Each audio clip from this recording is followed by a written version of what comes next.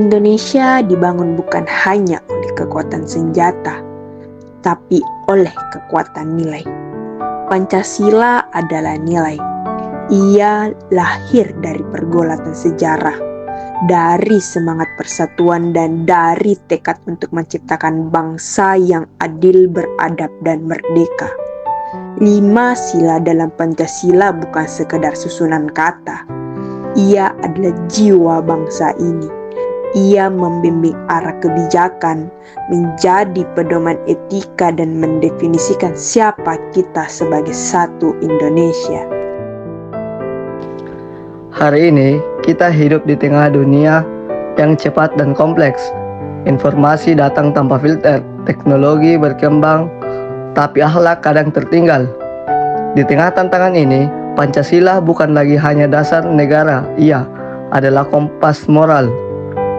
Apakah kita masih peduli pada keadilan sosial, pada kemanusiaan, pada musyawarah dan mufakat, atau kita mulai terbiasa dengan polarisasi, kekerasan, dan egoisme?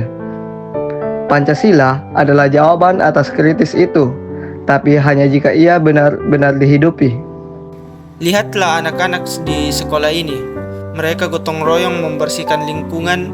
Mereka tertawa bersama dalam keberagaman.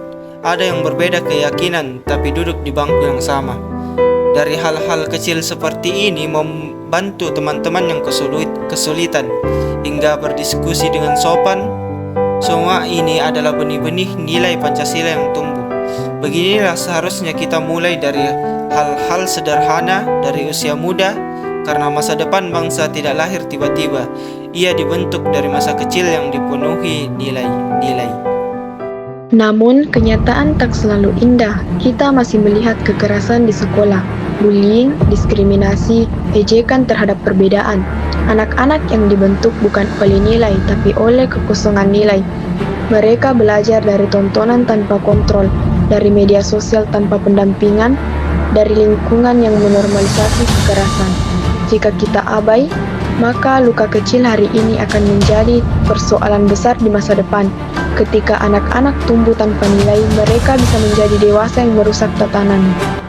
Pemimpin sejati tidak lahir saat mereka dilantik.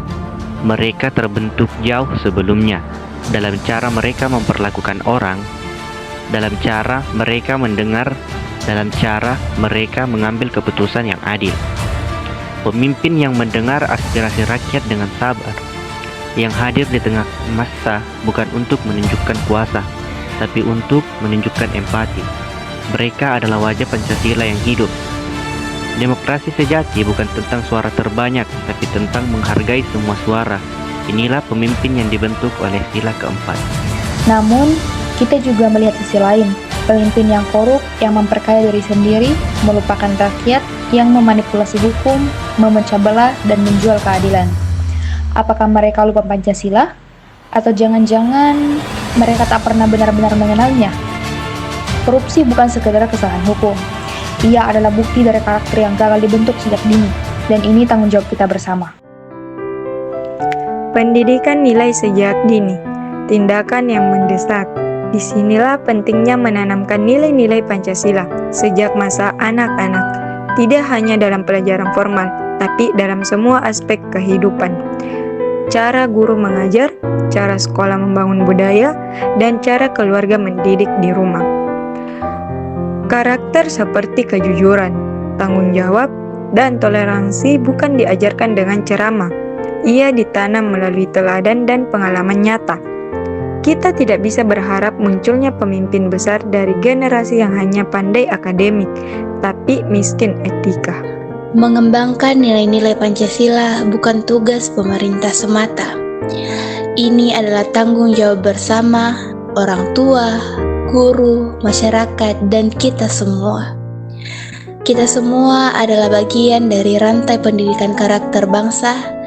Jika kita mengabaikan nilai hari ini, maka kita akan menuai krisis kepemimpinan di masa depan. Karakter itu menular.